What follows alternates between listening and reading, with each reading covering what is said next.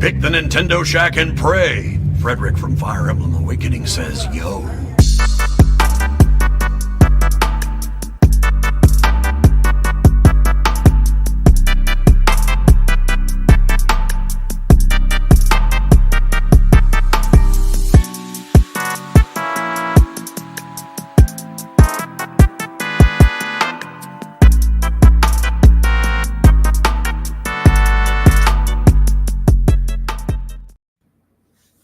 Greetings, Koopalings, and welcome to this week's episode of the Nintendo Shack podcast. How are you doing today, Donnie? I'm still waking up. I feel like my brain is not alive yet. How are you? And G-Man's got it. He says, it's okay. Are any of us actually awake? No. I feel like some mornings I'm like, I wake up early, I make breakfast, I'm ready to go. That's not today. I'm very tired. Yeah, not me today. either. I stayed up way too late again. Yeah. What were you doing? 2 weeks in a row. Last night I was playing Zelda. Yeah. Zelda, yeah. Every moment possible. But here's the thing, like I stopped playing Zelda, and then I probably stayed up like another 90 minutes, 2 hours, just for no reason. For no reason at all. Like I just didn't want to go to sleep. That's my thing. Sometimes I just don't want to go to sleep. Yeah, and I didn't even watch much TikTok. I was on YouTube and I was just like hanging out. Like I think I made nachos like 2 a.m. You know, just like living my best 2 a.m. life. Nachos. Yeah. Really I was like reading, like news, and I just didn't want to sleep. I just wasn't, in the mindset to sleep. So I feel you. I feel you. Yeah. I feel like I've been trying to pace myself a little bit with Zelda. I want to get through with the main quests and story, but I also don't. I don't know. I feel very conflicted because I want this to last as long as I can, but it's not like I'm running out of things to do. I feel like I shouldn't say I've barely progressed with the main story. We can talk about it, but sure. Besides Zelda, I should say, how's this week been for you? I haven't played much video games up until yesterday, to be honest with you. Because I've had a week. I've had a busy week at work. I've had a busy week at home. I've had a busy week with kids' activities and family things, and I'm having car issues. Like all my cars are breaking. No. I've got to get them all fixed this week. Yeah, so yeah, I just haven't been in the mood really. It was kind of odd. I was playing Peggle with my wife last night, and I was like, all right, I'm gonna go play some Zelda for a little bit. It was around her bedtime. She's going to bed probably around 9 or 10. She's like, yeah, you haven't played Zelda like all week. I was like, yeah, I know. I was like, I gotta get back into it. And I gotta go back downstairs. And I was going to play Friday. It was Friday afternoon. I had to go downtown for work.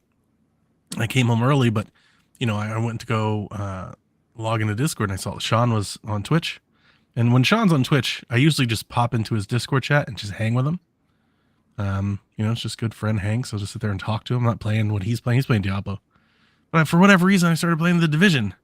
Because Court was like, you should play The Division. And I've played it before, but I've never like actually played the campaign or anything. So I spent like 4 hours doing that instead of playing Zelda. I think I was just kind of looking for just like a little break. Well, yeah, I think it's important to break it up a little bit, whether you're playing other games or just taking a break from gaming because I don't want to get burnt out from it.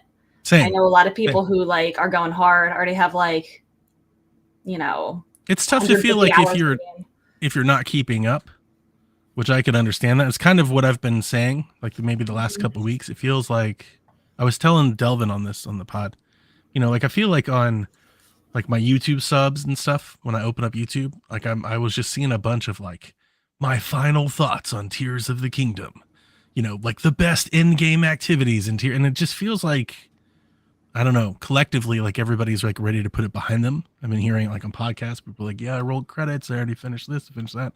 And I'm just not on that path. Like I don't want to feel that pressure. Same. So I understand if people are like, I've got to finish it because everybody else is finishing it.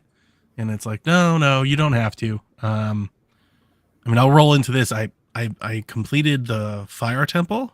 So I made some progress there. And then last night, I finished collecting the Dragon Tears memories. That's what I did. So I had every intention of going to the fire dungeon and doing all of that. And then I got distracted with a lot of other things. One of them being the Dragon Tears. So I was kind of going into this show today wondering how much of that can we talk about?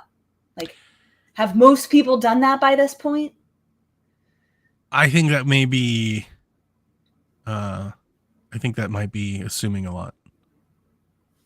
I don't think everyone has. I don't know. You know me, I don't particularly care about spoilers a whole lot. I hate living in this world where we police each other into what is and what isn't okay spoiler wise. But I'll tell you this. My mind was fucking blown. Man, me too. Oh my God. My mind was blown last night. I was like, oh my God. Okay, so let's talk about it without getting into the details. Yeah, I think that's probably wise. Did you do them in order? No, I did them as I found them. I was trying to find them. Okay. So I did them in order, and I am curious how you experienced this story that was told through these memories without them being in order. Were you confused? Sure. Did it make sense? What was that like for you to piece that together? Yeah, no, I don't think I was confused at all. There were moments where, oh boy, this is tough. Without getting into too many details. Yeah. There were moments where there was definitely like confusion, but I think it was meant to be that way. Right? Okay. Like I think I was left more like mysteriously guessing. I was like, oh, what's going on here? It was more intriguing than confused. I wasn't like, I don't know what's happening. I was kind of following early on. Like I got my first two memories, one of them was with Ganon, and I just felt like that was just way early than when I probably should have. And I was just like, but at the same time, Ganon's awesome. Steals the show. Like he's the best character in every cutscene that he's in. So there's also it's probably a highlight more than anything else, because he kind of set the hook. I was like, oh, I need to see more of this. That's and then fair. I saw one particular memory with Ganon that like really got me going. I think I know which one you're talking about. Where I was like, okay, now I have to see the rest of this story. Yeah. There definitely is a pivotal moment in those memories. And like I said, I went to the Forgotten Temple to learn the order, and I purposely did. And by that time I had finished most of the map progress, but there were still a couple shrines that I hadn't gotten. So that was really a good opportunity for me to really carefully go through the map and unlock the rest of those towers. And see the memories in order felt like I was watching, a little movie. Oh, because I just did it all at once. It wasn't as I was exploring. Like I said, okay, I'm going to do all the memories now. And so I just went from one to the next. I feel like I had trouble finding the little puddle for the memory in a couple of them. Like you really like the ones where they're kind of on the hillside and it's just kind of a pain to navigate because it doesn't really show up unless you get pretty close to it. I always just like dove from the sky. Jack, when I found my first one, remember I told you I walked by Impa. So Jack was showing me like how it works. He's like, you got to go back. And he was like, it'll be the tier. He's like, you got to look for the one filled in tier. And that's all I ever looked for. And I didn't have a problem with it. I feel like a lot of the landmarks, like you can kind of tell where it's going to be. Like it's somewhat prominently featured. Like you're not trying to hide them. Yeah. But I would always just dive from the sky, either from a tower or from an island up above. And, with my glide armor, I'm just like scanning, like looking over That's the thing, true. like That's oh, probably there it smart. is, and zip on down and get it. Okay. Yeah. I'm glad that I did it in order. I feel like for me, it made sense. I feel like if I had watched them out of order the first time, I would have been pretty confused. But I can also understand how, you would want to kind of experience it, like where you're piecing it together and like You know figuring what? out If what's going on. anything, the memories have made like the cutscenes that I've seen at the temples way better. Okay, Yeah. yeah, because It those gives were probably context to it. my first cutscenes were the temples, and that left me more confusing than any of the memories. Yeah, same. Yeah, Um, but I just want to say we finishing all talked of about them, this. and the thing that happens after you finish all of them Yeah, blew my mind. Holy crap. So I talked to somebody who didn't do all of the memory, who had done one memory, Dragon Tear, and did the thing that you can do after it before doing the rest of the memories. So Jack you did that. can, you can get that reward without doing a single memory. Yeah. Which to me, it's like, how it doesn't make any sense if you do it that way. Jack told me there's like multiple ways, and which I think is pretty cool game design. Apparently, you can go to other places that, like, I don't know, put something on your map, let's say. Yeah. I I think was that's like- how my friend did it. They Yeah, you went just don't have to, any. You just don't have any context, I guess, for the, for the background of what's going on. Mhm. I'm glad that I had that background context because Yeah, man, me too. Oh my god. It was a really special cutscene, like really well done.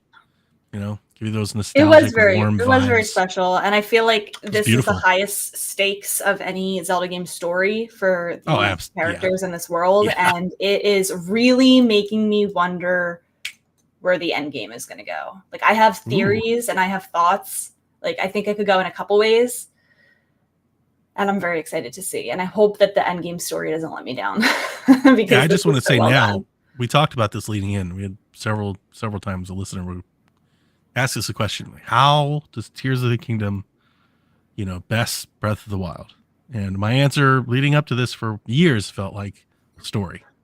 Story. Mhm. Breath of the Wild story was fine, but was not to the level of the game design was, in my opinion. Right.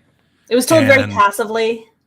Yeah. And I haven't seen the end game of this story yet, but already this story by leaps Mhm. and bounds just crushes that story. It just stomps on that Absolutely. story's mother. I mean, it is so much better. So much better. So if you're really into story, and I think they put them in your way better too. I think I did 10 of them before I looked for like a guide. Because as I was shrining, I would mark them if I came across. Like, I knew the giant paintings on the ground meant something. Right. Obviously. Yeah, so I mean, how marked could them they as I not? went. Right, I marked them as I Yeah. went along. So even before I got my first memory, I think I may have had 7 or 8 of them marked because just doing towers and stuff. Right. So that was something that bothered me with the first game. Is I went so long without seeing any story clips or memories, and I actually had to pull out a guide to go and find them all. Like it was difficult to actually find them. Whereas this one, it's like it makes it a lot easier to pick them up. I think along as if you're playing along, you don't have to. You can pull out a guide, and there's nothing wrong with that. But I think if you just wanted to like organically come across them, it's way easier to do that. Oh in Tears yeah. of the Kingdom. Oh yeah. Because with Breath of the Wild, didn't they give you a screenshot of the location? And it's Yeah. like, that could be freaking anywhere. Exactly. Yeah. Exactly.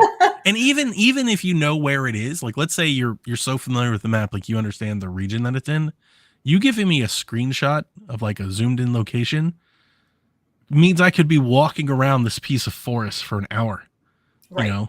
Like the world is very big. It's a very big world. This is related to what you just said. It's not going to sound like it, but have you ever played the game GeoGuessr online, where it's like it puts you in a random spot on Google Maps and you have to like figure out where you are in the world? No, but I watch a guy that does that on TikTok. He has just random people send him his location. He goes and finds them, which is creepy. Yeah. It's really creepy how But good he is. it is a website, GeoGuessr, where you can do that, and you're not going to be as good as that guy. But somebody made a Hyrule guesser for Breath of the Wild, where it puts you down in a random spot on the Breath of the Wild map. You get a single screenshot, and you have to like put on the map like how like where you think it is, Yeah. and it measures how close. And Wow, it just like kind of reminded me of that, because that's all you get for the memories in Breath of the Wild. pretty much. But you're right with the geoglyphs. Is that what they were called? Yeah. Geoglyphs. I thought they were like crop circles when I first saw them. I was like, what are these crop circles? Because I was just flying above them, like just zooming over. I was like, this is weird. Yeah, it was weird, but it was cool. Maybe But there's at aliens. least that gives you like a very obvious, like you can obviously see them from afar. Yeah. And so that tells you, okay, it's somewhere in this, perimeter. Yep. Which is good. Yeah. I think the gameplay is really, really, really, really good this time. I don't know. I've been hearing things about the end game. Uh-oh. And it makes me not anything spoilers, but people just Okay. think like, wow, that was amazing. Okay. Like that Okay, was like that's good. really worth it. Yeah, And I very really good. hope that it does live up to my expectations. So I feel like I want to start prioritizing that now. I still have 2 more dungeons to go. I was need to just stop talking to- putting them off. I was talking to Sean last night. I was playing. They were on. I was just sitting there playing while they were chatting. And I believe Seth was like, "Yeah, I rolled credits and I did this," and he was like, "It was really awesome." And Babbitt was like, "I can't wait." And my response was, "I can wait. Like I'm in no rush. I'm trying. I'm being. If it sounds like I'm being rebellious, I am. I'm pushing back. I'm not doing this. I want to enjoy this game." Yes. I'm And here's the thing. Oh, never mind. You're gone.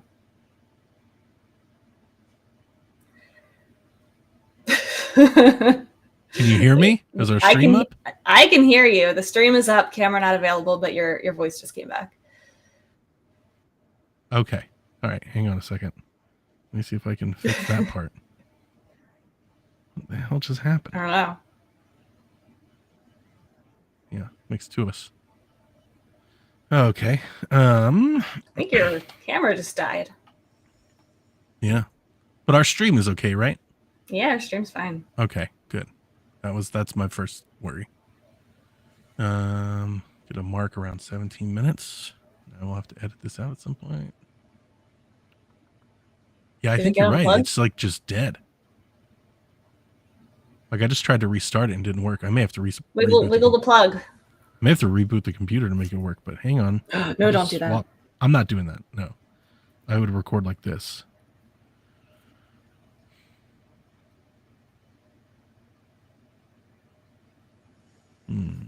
Just upload a picture of your face for me to talk to.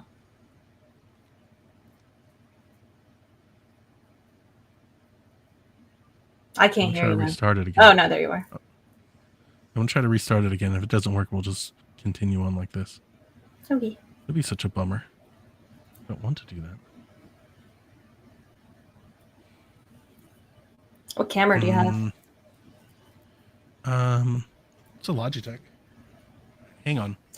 I feel like Logitech. I have a Logitech camera, and I feel like it's hit or miss. Let's take 5. Give me a minute. Let me trace this Okay. cord. No problem.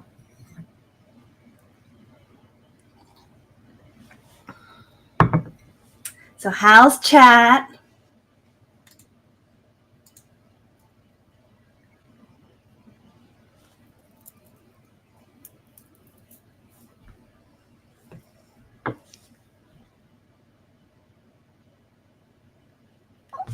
Oh, hi, kitty. Everybody say hello to Frisk. No, oh, no. Let me love you. Let me love you. Ow.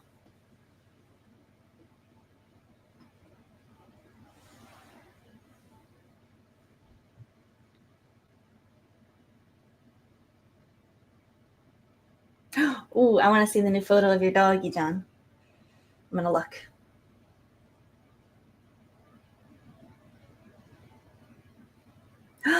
Oh my gosh, he's a little fluff ball. His name's Remy. That is so cute.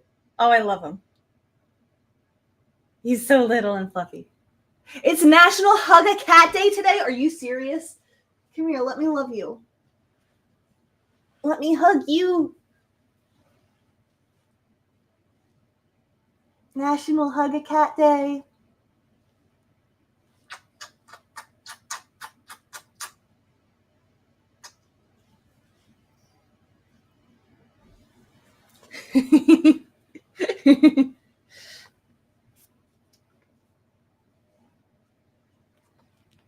Mwah.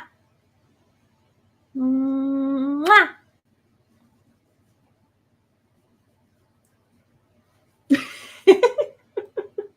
Stop. Mwah.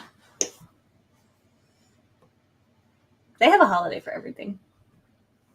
Would hugging your dog count? I'm going to allow it, John, because your dog is very cute. Hug.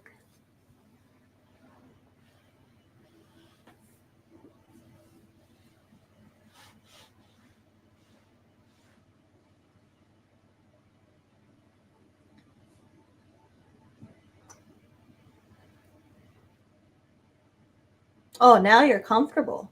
Okay.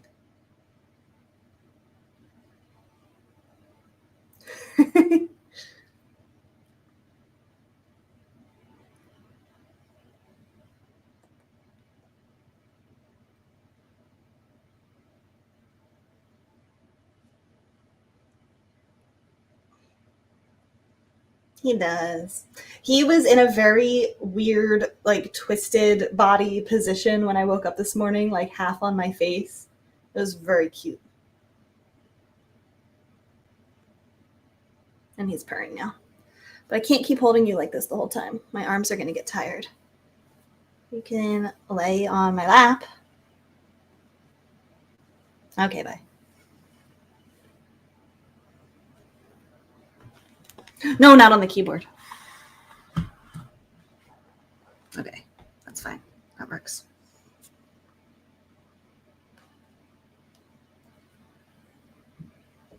A Korok keychain that mimics the sound they make when they're nearby. That would be really cool. I like that. They need more Korok merchandise. He's back! I think that worked. So we'll try that. Yay, you fixed it. It'll be a fun edit today. Get rid of 17 to 23.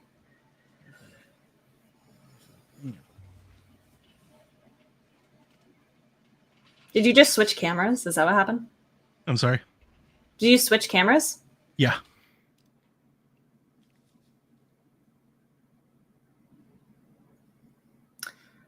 Well, we had fun. We learned that it's Hug a Cat Day, so I aggressively hugged Frisk. Yeah, you got squeeze cat. Yeah.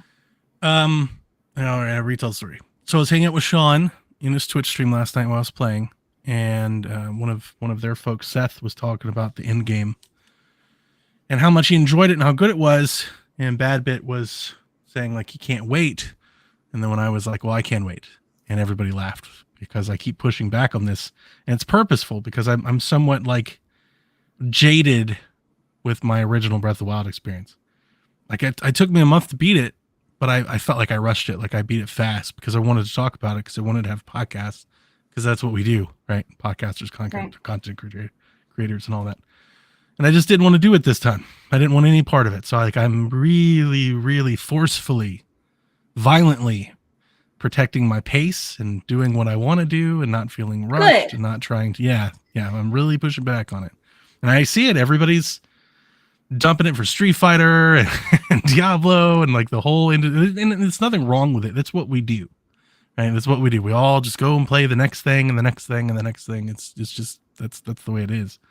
But I'm just going to be over here playing Zelda. So I've not gone to the last temple because, long point to make, but getting back to your point, I'm not ready for it to be over. Like I don't want to progress towards the end game. There's so many side quests I haven't done. There's so many caves I haven't gone into. I haven't been shrining lately, but I'm still marking them as I go. So I have like 8 or 9 shrines I haven't done that are just there, like fast travel for whenever I want to do it, you know? So like, yeah, I'm not ready. I'm not ready to move on. I'm exactly the same way. However, I think, and I don't know if this is also true for you, but I feel like I will sooner or later do the rest of the game. I'll roll the credits and I'll still be playing this game for hours and hours and hours and hours. And I'm not putting it down anytime soon because I want to make the most of this game. And I feel like there is so much content on top of this main story that I'm interested in.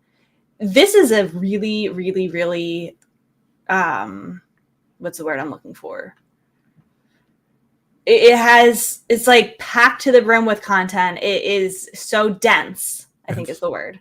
Yeah, it's dense with content. And there are so few games where I feel like this, where I feel like I can't decide what I want to do in the game because there's just so much to do in any order.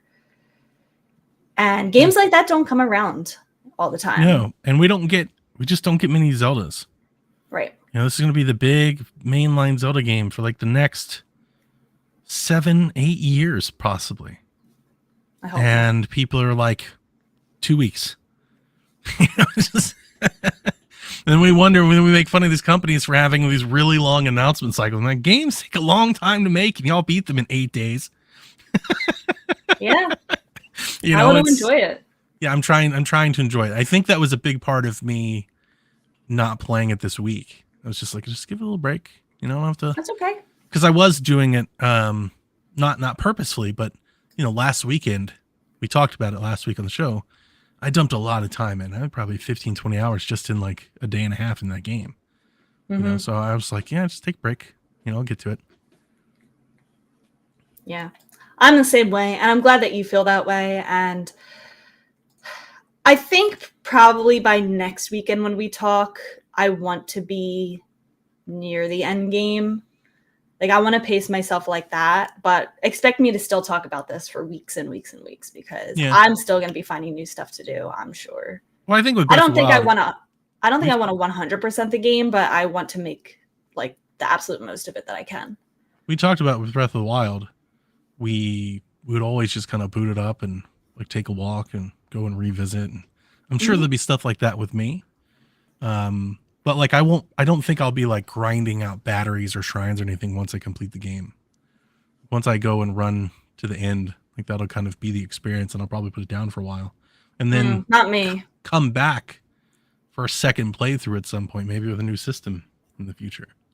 That's what I did with Breath of the Wild. Like I completed Breath of the Wild to a point where I felt well, you know, like completed. And then I didn't play it for like a year. And then I came back and replayed it again and restarted the whole thing over. So I'll probably do something like that. But as John 32 says, you have the DLC. You know, I expect the DLC will start coming out at some point. So that'll give us more reasons to play. Yeah, yeah. I feel differently. I feel like I won't have everything, you know, the shrines and stuff done by the time I roll the credits, but I will want to do all the shrines and do, you know, all that kind of stuff before. I think you're probably right. Yeah, I'll at least do all the shrines. I won't, like, when I hear 100%, I think Koroks and collectibles and stuff. Like I definitely won't be doing that. I won't be getting all the armors and all that, but I will do all the shrines. I'm not upgrading everything. Yeah. That cutscene though. It's real good. It was really good. Oh my god. Yeah. It was mind blowing. I was like, oh my god, this is peak like Zelda. Just a beautiful scene too. Like just cinematically, just really, really well done. I look back at Zelda in Breath of the Wild, Princess Zelda, and I don't like the long hair version anymore. I am all team short hair Zelda for this iteration of Zelda. I think she like both haircuts. Why do we have to pick one? I just feel like it looks like it looks more right now. Like maybe it's just because I'm more used to it, but I feel like this is her look. Okay. You're boring. Here's the news. Sorry. I don't have a hard stance on which haircut I like best. Well, most people do. It's just Zelda. Like I all Zelda. I'm good. First Zelda, second Zelda. I'll tell you this before we move to the news. That cutscene might make me reconsider my previous stance on some sort of Zelda cinema product. You think so? Yeah, if they could do something like that, I might be down to watch. I think it would have to be very carefully done. And I totally agree with that. That cutscene was so, I mean, definitely, I'm going to say like, it's like so anime, but not like in that style, obviously, but just like so extravagant and grand. Mhm. If they have something like that in mind, I am here for it. Like, yeah, I'll watch that. Sounds awesome. Yeah. I think if they took it from that approach and it like wasn't as Link centered, it would be good. Yeah. Yeah. Mm-hmm. Anything else, or shall we get into the news? Oh, take it away. So remember a few months ago when there was this rumor that came up that Nintendo had developed a sequel to 1-2 Switch, and it had play tested so poorly that apparently they did not know what they wanted to do with it. I think we talked about that. It was either me and Garrett or me and you, but I know we talked about it on the show. Well, they quietly announced that this week, real late at night. In the middle of the night. In the middle of the night. Very little fanfare, very little like a bandit trying to get out of town. There's no trailer for it. So it's called Everybody 1-2 Switch. They're releasing it later this month, at the end of the month, June 3rd. It's going to cost $30, not $60. And it seems like it's going to be some kind of, if you're familiar with the Jackbox Party Pack games, it sounds like they might have taken some inspiration for that, because the description like Just Dance. Oh, Kitty! Oh my God! No, wait, stop! You can't do that. Sorry, Kitty was trying to lay on the keyboard. To grab some Joy-Con controllers or smart devices for team-based games that are easy to set up and feature everything from balloons to aliens and more. It sounds like you can't play this single player. I don't know why you would want to, but it sounds like that's like not even an option. It sounds like you can use, like you said with Just Dance, Jackbox, like other players can use their phone for a controller. It's probably going to be very simple. I'm going to grab my Alexa device. Motion. Just hold it around and... Okay. It's smart devices, right? Those work? I figured they meant iPhone or Android. I thought it was weird that, in there, I saw the webpage and I was like, that's strange that they said smart devices and not phones. But I mean, I guess you could use a tablet. Maybe that's where they're making a distinction. Yeah. But the semantics of me, I was like, man, I'm just going to grab my Echo speaker and start waving around. They probably should have said smartphones. But yeah. I think they wanted to just get this out there and get some cash and just like send it to die. Yeah, pretty much. I think they know that it's hard to be too inspired by it, right? The fact that we didn't even get a trailer for it, not even a good commercial, says a lot. There is going to be a physical edition. Yay. But it seems like this is going to mostly collectors better snap it up, because the 1-2 Switch has become somewhat collectible, right? Because they're just I think they have. Like the original 1-2 Switch, they still fetch a pretty penny, like on eBay and stuff. Really? Because I think what happened is I think they went out of print, and then like they just started getting harder and harder to find.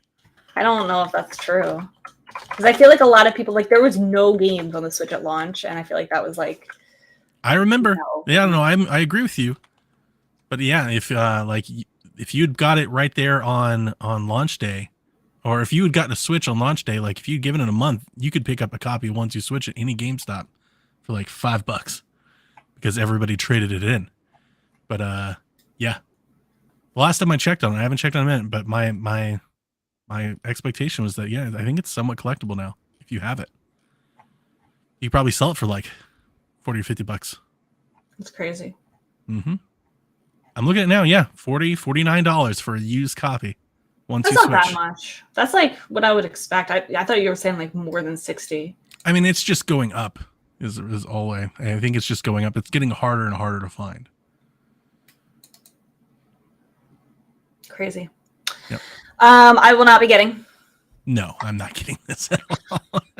I did not get I saw a lot of people Not a lot of people. I always say a lot of people. I don't mean a lot of people, but in the couple of podcasts I listened to, I had heard a couple people like, I'm going to get it for the podcast. I'm not. I would like to let you know right now, I'm not going to get it for the podcast. Get the Jackbox Party Pack games. They're so good. They are pretty excellent.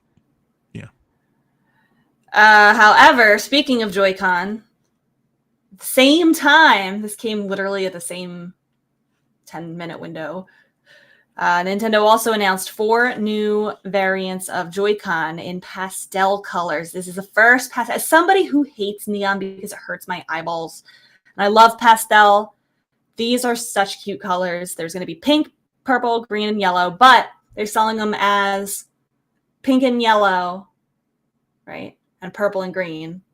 I have that backwards. Which blows my mind because pink and purple as a combo was right there. And that would have been perfect. They know that. And they're both left, but buying both sets wouldn't matter because they're both left Joy-Con. Oh. So it's not even like I can buy both and then put them together as a set. It is I just expect annoying. this. I just expect this from Nintendo now. Like, I don't expect I them don't to care. I don't want to buy them. I have too many Joy-Con. I use Pro controllers anyway. I like my Zelda and my Splatoon ones when I'm playing in handheld. Those are peak. These are my favorite. Yeah, these are so good. I don't think I want to get any more Joy-Con, but it's just like so annoying to me because like, I wanted this like 5 years ago. Yeah, they're very Eastery. Would have been great with something like Animal Crossing.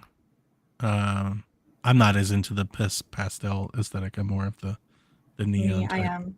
So you can get cheaper ones from Colorware. You can get D-brand decals. I found it was interesting that they're releasing new, like just more Joy-Con just in general.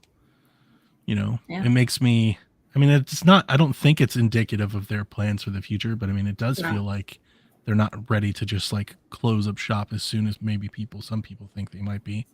They're still just like, let's just push more 4 new controllers. And, you know, like they're kind of into that product pushing phase where they're just about to start pushing software and accessories and, you know, that kind of make their money that way. Yeah. I don't even use Joy-Con anymore. I can't tell you the last time I used an actual pair of Joy-Con. It's been... Oh, because you use your, whatever they're called, the Ori ones, right?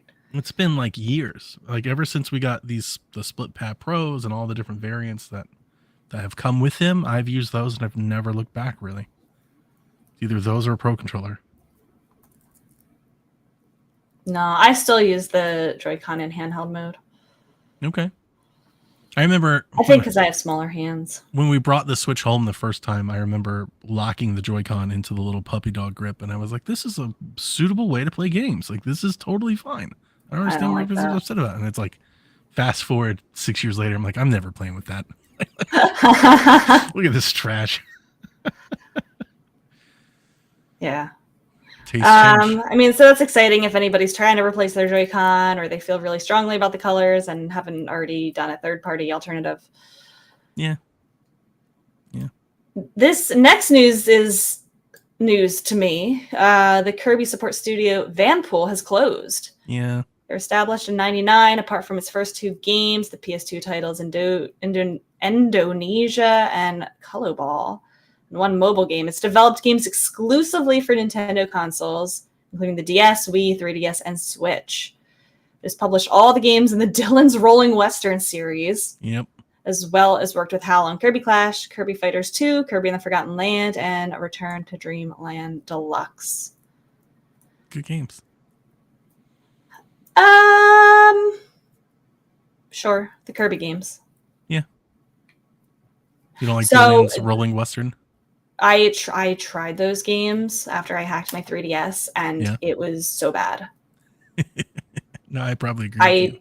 I played for 15 minutes, and I will never go back. It's like a meta popular, like a B tier popular game in B tier in like Japan.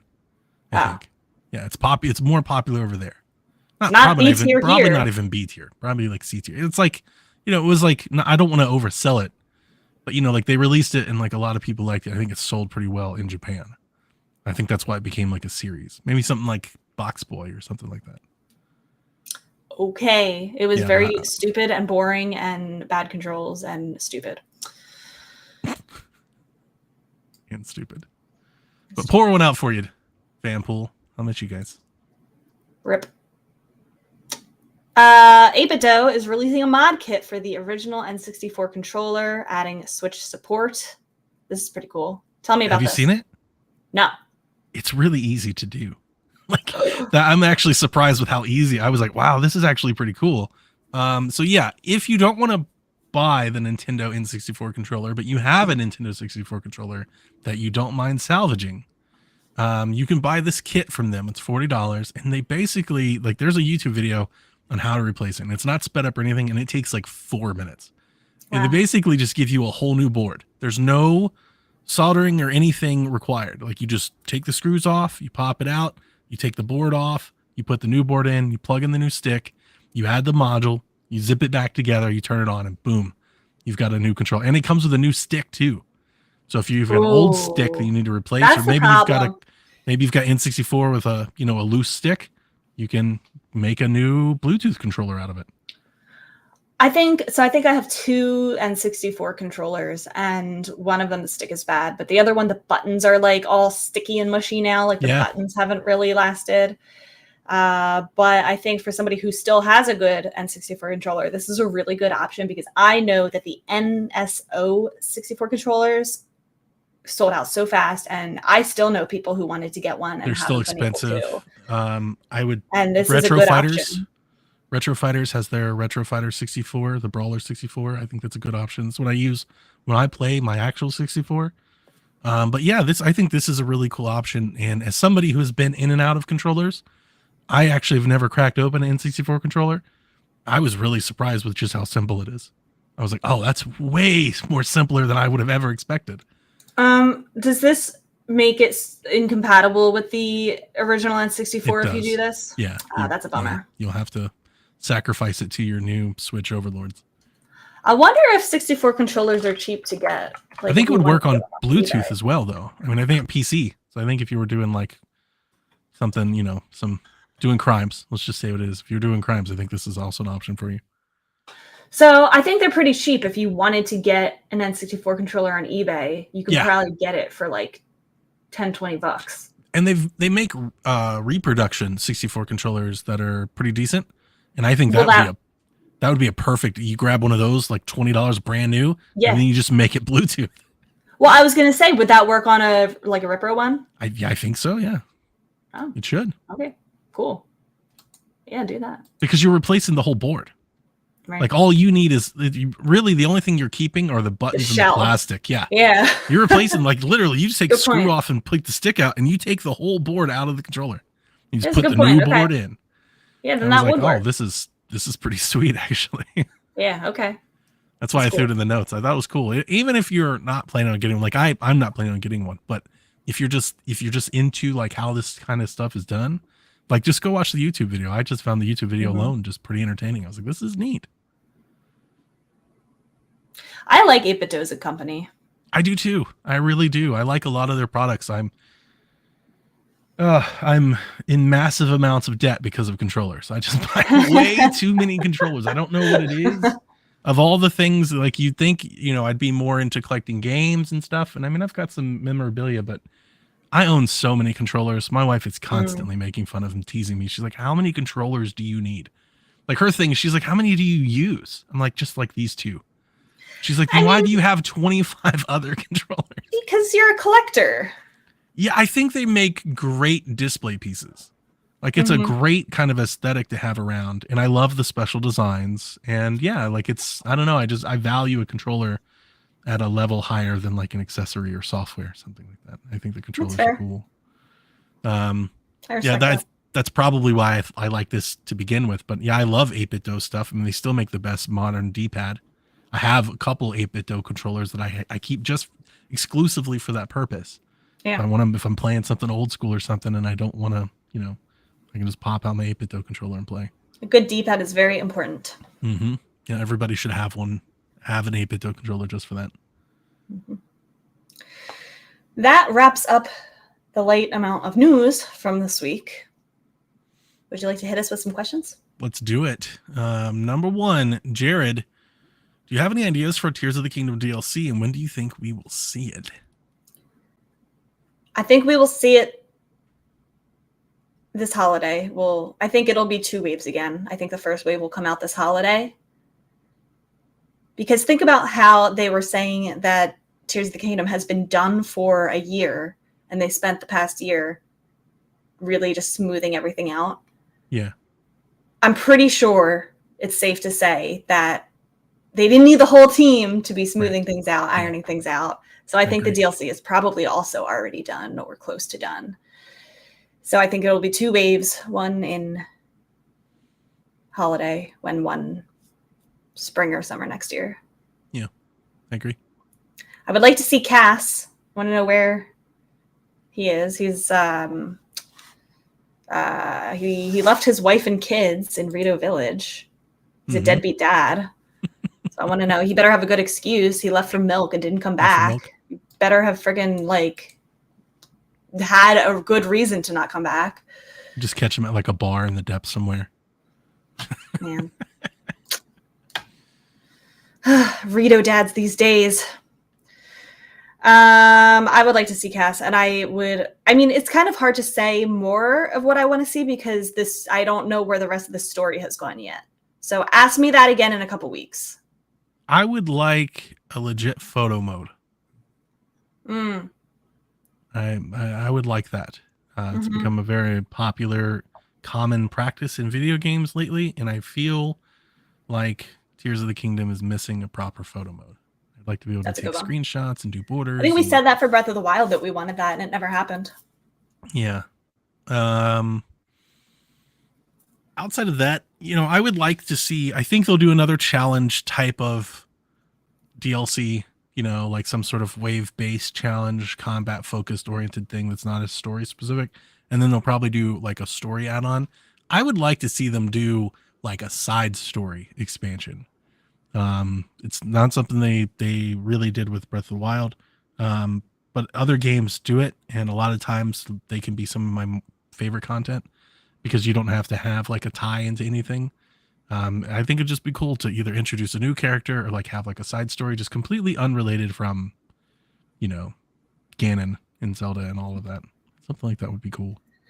I would like that. I'm very glad to know that the extras of Breath of the Wild's DLC were in the base game of Tears of the Kingdom. Yeah. Like the travel medallions, the Hero's Quest mode, a lot of the DLC masks and armor and stuff are just in the game. Yeah. No, I agree. So that was very good. Filters for the map would be a nice little, I would hate to see that be DLC, but it would just be a nice little quality of life add-on like the travel medallion was. I was thinking like in the first game, it wasn't DLC, but we had like the Terrytown, like the whole little expansion quest and something like that, but DLC, just completely unrelated, but like this whole little side story thing you could do. I would like something like that. Yeah, I would like that too. Question number 2 comes from Jay, and he says, if you could invite any 3 people in history to come over and play Everyone's 1-2 Switch with you, who are you choosing?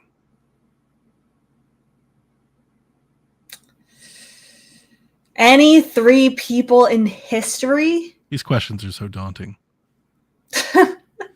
Because like I feel like I have like an obligation to like pick really important, good people, because I have the opportunity to speak to any 3 people in history. But at the same time, like I don't want to do that. I don't want to play one. You have to understand that if you invite anyone prior to like 2003, they're going to be blown away by the smartphone aspect of it.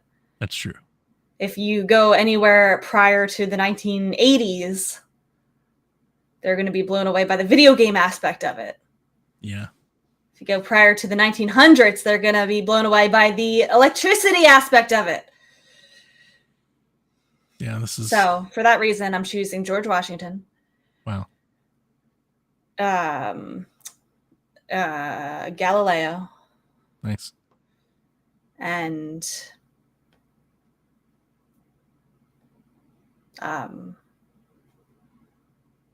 Queen Elizabeth. Bring her back from the dead. I don't have 3 because I don't think I need them. I'm choosing Iwata. I'm going to come to my living room and I'm going to strap a Joy-Con in his hand and be like, what the hell is this? Okay, you see what's happened in your absence. You see what has happened to this We need you to fix this. Aw. Okay, that's what I I'm doing. didn't mean to die. We need you. Okay. Aw. Okay, that's a much better answer than anything else. Question number 3 from Spagoop.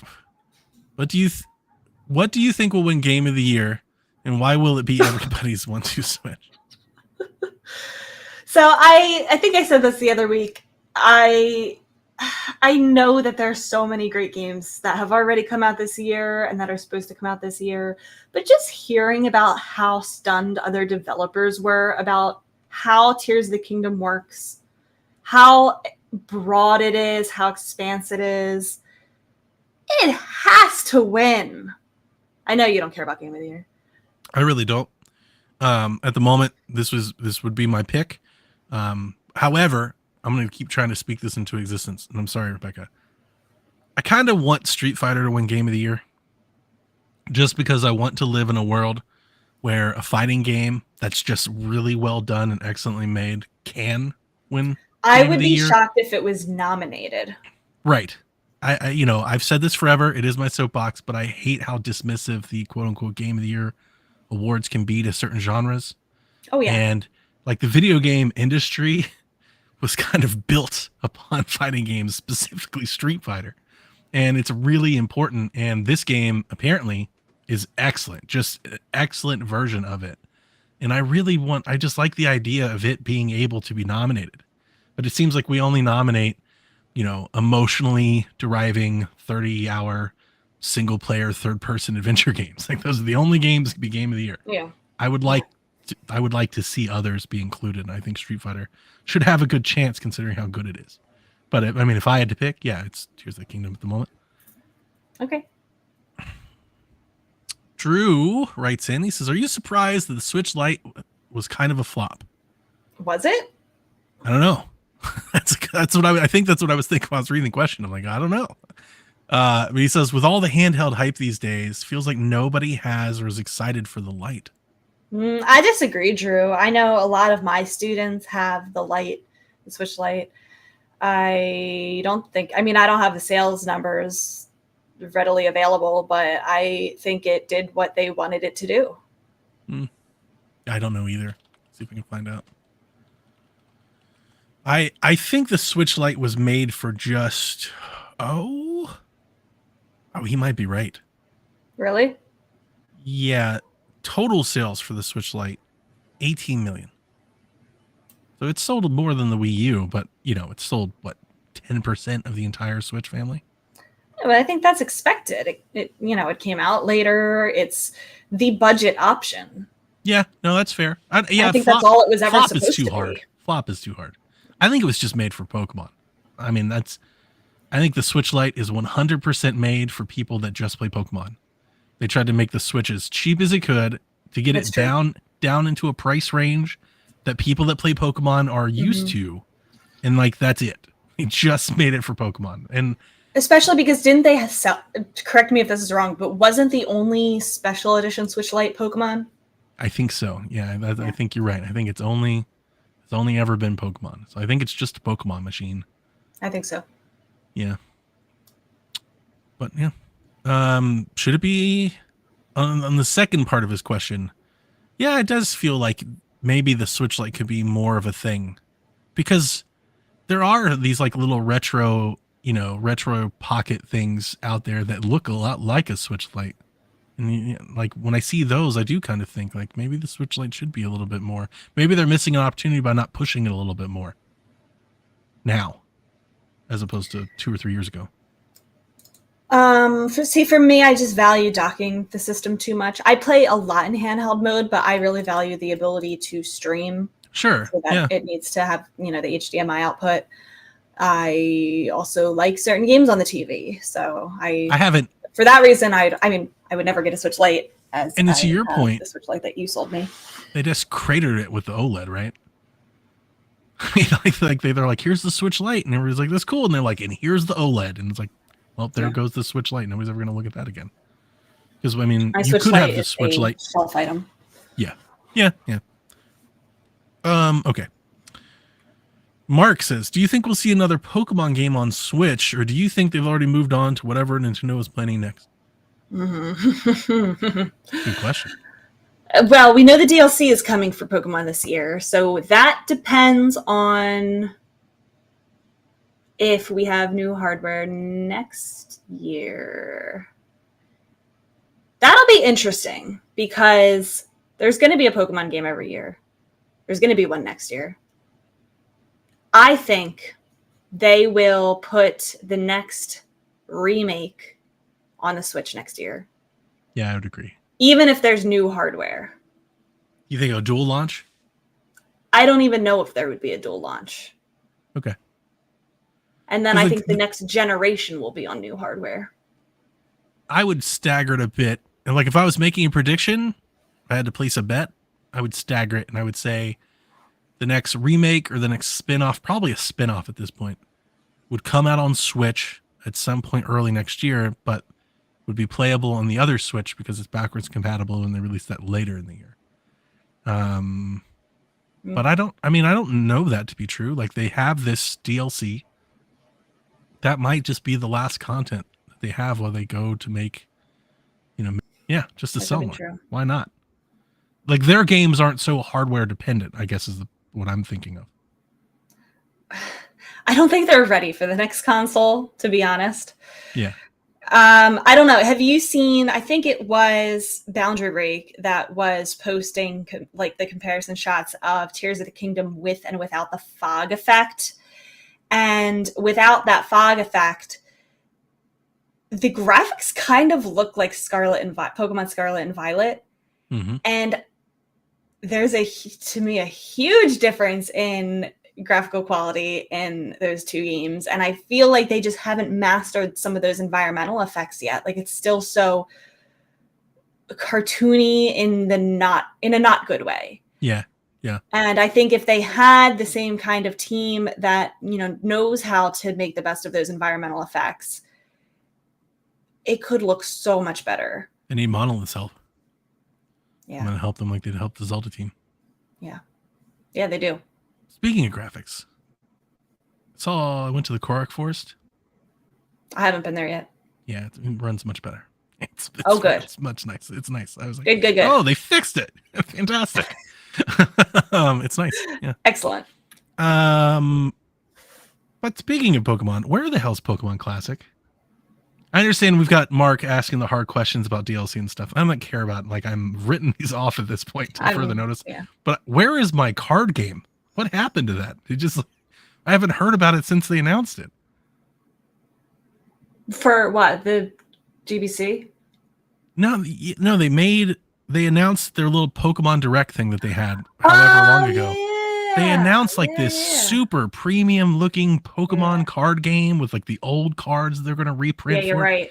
And I was ready to give them $500 that I don't have for Pokemon cards. And I have not heard about it since at all. I'm like, what happened to that? Or did they just... Release in late 2023. Oh, okay. So it's a Christmas item thing then. It's still coming. Man. Pokemon Trading Card Game Classic will release in late 2023. Yeah, we didn't even get any news. We didn't have a price or anything, right? We have nothing. It'll be in October in Japan, so probably right after that. Okay. I got to get one. Yeah. Got to get one. Yeah. Be excited. Kate writes in, what IP should Nintendo give the Breath of the Wild treatment to? I.e. a full makeover, breaking traditions, etc. And Star Fox. She says, what kind of game would you like to see? I guess genre or something, or based decisions. And yeah, I think I would want more space, more space shooting than Mass Effect has. Okay. But I would like to see interplanetary stuff. That's good. I like that because the IP answer part of me was going to say Star Fox 2. Star Fox needs help. It needs a reboot or something. And it's not because it's bad. I actually love just good old traditional classic Star Me Fox too. on rails. It's just hard to sell that for $60 or $70 these days. You're trying to tell somebody an 8-hour experience and just tell them to replay it over and over again. It's not the best thing. Unless they just made it like a budget title. Like they do that every now and again, but they're not going to do that with Star Fox. But I don't want them to do a budget title because I feel like they did that with WarioWare Get It Together, and that was the worst game in the franchise. Yeah, they're not going to do that. But what I would do with Star Fox, I don't really know, to be honest with you. I mean, like, your answer is good. I feel like that's a lot of production that Nintendo normally doesn't do. I was trying to think of something simpler. Well, that was the Breath of the Wild treatment, right? No, you're right. You're right. I mean, I don't think it's going to happen, but that would be my choice. Yeah, that's fair. All right. Yeah, I don't have a better answer, so I think it's pretty good. Logan writes in, he says, following up on my question from weeks ago, I meant any crossover, not specifically a Mario crossover. I was curious if after I saw a Twilight Princess meets Animal Crossing idea, what's your crossover dream? What was the question? I don't remember. Apparently he asked us what we would cross over, like if two franchises converge to create a new game. What two of those would we want? I'll take the easy one. Star Fox and Metroid. Yeah. Give me more Pokemon stuff in Animal Crossing. That's good. Yeah. Oh, I think I do have an answer for this. I've said this before. Animal Crossing and like Mario Golf. I want a golf game where you can like build golf courses and like clubhouses and stuff like Animal Crossing, but then actually play competitive golf on it with Mario and Animal Crossing characters. That's cool. Yeah. I think that'd be awesome. Yeah, I would like a Pokemon game that is like Animal Crossing, I think, where it has all the Pokemon characters, but like it has all the gameplay and like no one set objective like Animal Crossing. I think that's an excellent idea. Yeah. I'm actually surprised that they haven't skinned like an Animal Crossing game in just Pokemon. Call it like Pokemon Life or something. Mm-hmm. And you just like, instead of collecting Pokemon, you just collect like villagers and you get to set up their like, different things. You can have like little battles and stuff like that. But like that whole life sim building element, but just Pokemon flavored would be huge with kids, I think. Oh yeah. Yeah, that's money. It's a good idea. Nick wants to know, do you think we'll get a Warriors game for Tears of the Kingdom? Probably. Yeah, I think so too. I think at this point, I think we can see that that Nintendo enjoys having the spin-off Zelda content, every few years to kind of mix in with their content. And it's also third party. So I think as long as they can keep securing that and they're not developing themselves, I think, they'll keep bringing it to the table. Mm-hmm. Cody, do you think Nintendo could have an announcement for Summer Games Fest or the Ubisoft show? Absolutely not. They'll do the Mario Rabbids DLC. Does that count? That counts, right? Yeah. For the Ubisoft show, for sure. That'll be the only thing. Yeah, you're probably right. I was trying to think, have they ever done anything for Summer Games Fest? I think at best we'd see like a third party or something that would announce for Switch, but I don't think they'll do anything. Hobeek, do you play to roll credits on Tears of the Kingdom before or after you complete all the side content that you want to do? I think we kind of addressed that. Yeah. I will roll the credits before I do all the side content, but I want to do a lot of it before I roll credits. Yeah, I don't really have it's one of those things where I think I know when I know, but like how I could tell you when I come to that point, I don't know. Like I'm not going to go towards the end until I'm ready to go towards the end. And then when I go that way, I'm going to consider myself somewhat done with the game. I'll go back and maybe do a shrine and stuff here and there, but I don't think I'll be actively playing it for hours at a time after that. So for me, I am kind of putting things off. Like I'm trying to do everything that like I really want done. And like I'm trying to get all that done before I start running towards the end. And then Delvin writes in from PSVG says, question for you both. Do you think the LGBTQ community is well represented in video games? When I was a kid, I loved seeing Black characters well represented in video games. As I've gotten older, I appreciate it so much more. And then Kyle also had a similar question. He said, what are our favorite LGBTQ characters in video games? I think it's getting better, but I think there's still a long way to go, especially in Nintendo games. All of the LGBTQ characters are subtle or speculated at best. I feel like Nintendo generally just doesn't want to touch that kind of thing. But I know that, there's a lot of really heavily hinted at type of things in Nintendo games, but just not outright. You get characters of Fire Emblem. They're just out. Are there? Yeah, okay. There are. Well, I mean, that's Fire Emblem. That's not Nintendo. I know what you meant. We've debated about Fire Emblem being first party. I think that it is getting better, but I don't think it's very well represented enough in general in games. I think it could be done a lot more, but I think it's being done fairly often. But the thing that I would say is I think it's starting to become more of a trope and less of representation. And that would be the thing that I'd be more worried about instead of just more characters in totality. Because I feel like we're getting, several games every year that are kind of venturing into these topics. I would be looking for more authentic characters. I feel like we're getting yes, a lot of the same similar type of characters. So tell me why it's free for the month of June. Yeah. It is a Don't Nod game, right? Yeah, they've done that. Xbox publisher. They do that every year. For the last 3 or 4 years, they make that game free for everybody. I think it's also a really free good game. Steam. I think it's free it's free on Steam right now. Free probably everywhere. Don't Nod. Yeah. That is a really good game where you said that it's more of representation, and I think not a trope, because Tyler, is that his name? Tyler. Yeah. Is trans, and that it is discussed in the game, but it doesn't have anything to do with the plot. It doesn't have anything to do it's not being very heavy-handed in trying to tell you about but it is explicit. It's not it's hinted at. It's very straightforward in the game, but it doesn't have anything to do with the plot. Yeah, the tropey part that I would bring up, and I know this is always difficult, especially somebody me, I'm not very well versed with the community, but I always feel like we get a lot of the same characters. We always get the representation we're looking for. That's not really representation, right?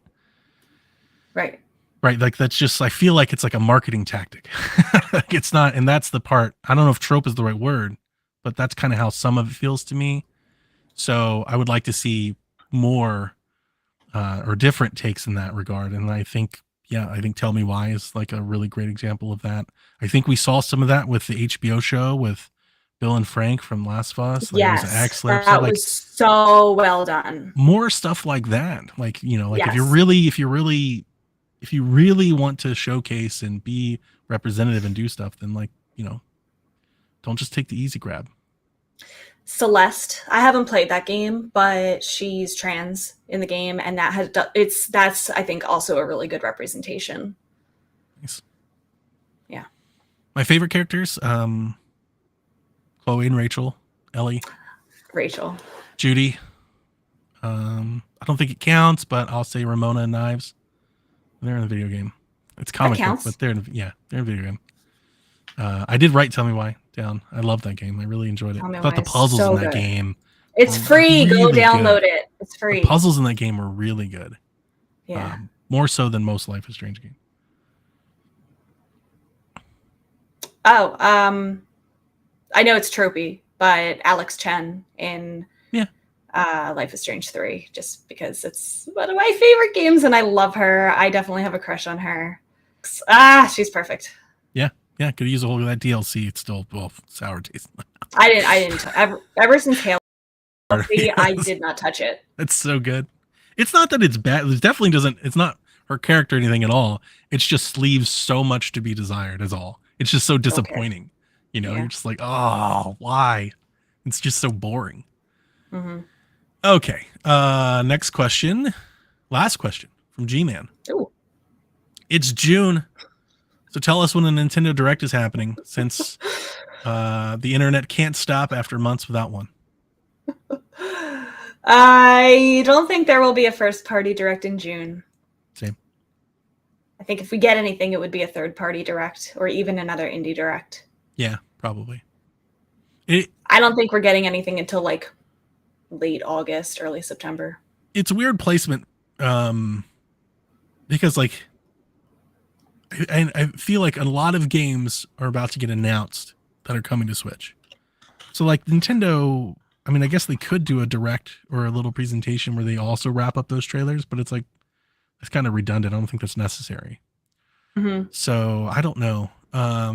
At best, I think we'd get probably Indie a partners direct, because I do think, as I continue to say, I think we're going to get, last year, I think they want to get more and more away from this E3 type of window and be on their own. It's kind of been my feeling on this for a couple years. So, yeah. Yeah, I agree with all of that. And then I think their first party announcements that they do have to share, like they're going to talk about Mario Kart DLC, whatever that next wave is. They're going to talk about Pokemon DLC and DLC. probably Zelda DLC. Like, I feel like it's going to be like a Splatoon. lot of those types of announcements. Yeah, there's a lot of DLC coming. And I feel like each of those, like, they're not going to have a DLC direct. No. Because that is a lot. So I feel like those are just going to be standalone announcements until tweets and trailers and a later time. Yeah. I think there will be a direct probably in August that announces a big fall game and probably a big spring game with a couple DLCs and a couple third parties and something or the other. Yeah. Mm-hmm. Yep. I think that's spot on. And then he also wrote in, will you get everybody's 1-2 Switch? Mostly a question for Donnie. And absolutely not. Because he knows my answer. I wouldn't play that. I don't think I'd play the game if it was free. If they were like, hey, it's just here, just go get it. I'm good. I really wanted to like 1-2 Switch, and it was just, that wasn't it. I rented 1-2 Switch from the library because I did not want to pay for it. And smart. I think I spent 15 minutes like going through some of the games, and I'm like, I would not have fun with this with friends. No, I bought it. Again, loving Wii Sports, I was in. I bought it, and I was like, oh, this is going to be great. And it's not. It's not. Like, it's not terrible. Like, there might be a laugh or two to be had. It's just boring. Its just only redeeming feature is that thing where like you can feel the marbles going in the Joy-Con. Yeah. I mean, it's just not very good. Like, Nintendo Land crushes that game. Like, when you have a mini game thing like this, it's supposed to be replayable with friends. And like, there is not a less replayable game in the world than 1-2 Switch. Once you've seen it, like, that's it. You never want to do it again. You're like, oh, well, that's just should have been a day one tech demo that got you excited about the features of the Switch. Yeah, I can't believe they made it into software. You think about those marbles and stuff like that, and I always think of like, wouldn't it have been cool if they had like a board game aspect to that where you could like roll dice or something, like, and have like little mini games that were somewhat replayable, like classic games and stuff like that. They had none of that. It's just dumb, like, motion physics. Like, how many ice cubes are in your controller? It's like, do you want to keep playing that? Yeah, it's like, what? Why? It's one of those things where it's like, oh, cool. Like, it does feel like there's ice cubes in my controller. Now what? Yeah, it's really bizarre that the company that gave us Wii Sports and Nintendo Land and Mario Party, like, this is their bread and butter. It's like what they do. And a 1-2 Switch was so awful. So when those rumors came out and they're like, it's terrible, like, of course it is. Of course it tested horribly because the first game was horrible. Yeah. So just poor. Yeah, I couldn't be less interested in something. Yeah, there's too many good party games on Switch to bother with this. Yeah, get Mario Party. Get the one that has all the boards and stuff on it, whatever that one was called. That one's excellent. I mean, everybody likes Mario Kart. There's so many good third-party party games. Like, just do that instead. Yeah, I agree. Oh, anything else for the good of the cause? I like ARMS. ARMS is pretty good, man. Wait, but don't you think it's wild that 1-2 Switch got a sequel before ARMS? Before Mario Odyssey, I do. Before all these other games. Priorities, man. Misplaced priorities. Because ARMS was kind of bare bones. ARMS is really what 1-2 Switch should have been. Had the Switch launched with ARMS and like, Zelda and stuff like that, I think that would have been a little bit different. Because ARMS was pretty shallow, but like the fighting game was really fun. It was really fun. I had a lot of fun playing online. I had a lot of fun playing with Jack. It was good. Had they come up with a sequel that built out that bare bones fighting game and added more modes and more things, I'd be in for ARMS too. It was pretty fun. Snipper Clips does deserve a sequel. That was pretty good too. Yeah, me and my daughter. That it was was much right at the end of Victoria's kind of being interested in video games. It was like right there. We played little Snipper Clips, got Animal Crossing, and then that was it. She moved on. She no longer plays video games. But I enjoyed playing Snipper Clips together. She will again someday. I hope so. She's at that age where she's just not interested. She has no interest in them at all. Yeah. Yeah. Snipper Clips was good. Yes. Anything else for the good cause before we wrap up this week's show? I'm good. Yeah, me too. I feel like I've done so much like just exploration and side stuff in Tears of the Kingdom, and I want to make more progress. I want to get on that path, but I still want to pace myself. Yeah, so we'll see. We'll see where I'm at. I don't think I'm going to do that dungeon. No, that's okay. Take your time. I'm going to do the stable quests. I think that's like my next thing. Oh, yeah. I've been doing those as I've been seeing them, but I want to finish that too. I've done like 2 of them. They're just fun. Like, I don't want the armor. I just want to kind of do them because they're just fun. Yeah. I also just really like Penn. He's one of my favorite characters. Yeah. So I think I want to do some side. I think that's what I'm just do some side stuff for the week. Maybe some shrines. Yeah. And we'll talk about it next week. Cool. All right. Have a good week, everybody, and we will see you next time. Peace. Whenever you're ready. All right. This is Frederick from Fire Emblem Awakening. And I forgot the line already. What?